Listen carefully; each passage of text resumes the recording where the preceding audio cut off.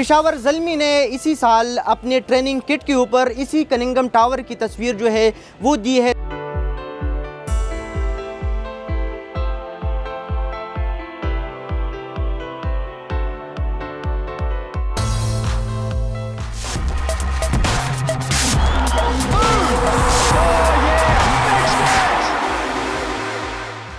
میرے عقب میں آپ کو جو یہ ٹاور نظر آ رہا ہے یہ کننگھم ٹاور ہے۔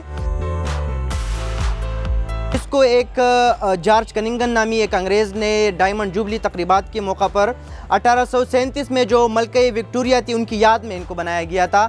اسی ٹاور کے اوپر ایک تختی بھی نصب ہے جس میں جنگ عظیم دوم کے لیے یہاں سے جانے والے 200 افراد کی یاد میں ایک تختی کو نصب کیا گیا ہے۔ مغل دور کے طرز و تعمیر، یہ ایڈورڈز کالج پشاور ہے جس کی بنیاد 1900 میں چرچ مشن سوسائٹی نے رکھی تھی۔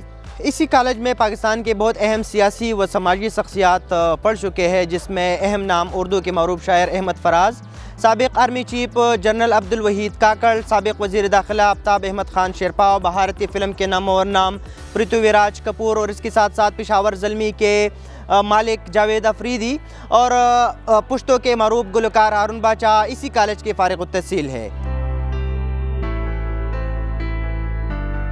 میرے عقب میں آپ اسلامیہ کالج پشاور دیکھ سکتے ہیں جو ملک کی تاریخی درسگاہوں میں اس کا شمار کیا جاتا ہے۔ 1900 میں اس کی بنیاد رکھی گئی تھی اسی صوبے کے سابق وزیر اعلیٰ صاحبزادہ عبدالقیوم خان نے اور ایک انگریز فوجی افسر جارج روسکپل نے۔ ابھی ہم سنتے ہیں کہ پشاور زلمی کی کپتان وہاب ریاض اس حوالے سے کیا کہتے ہیں۔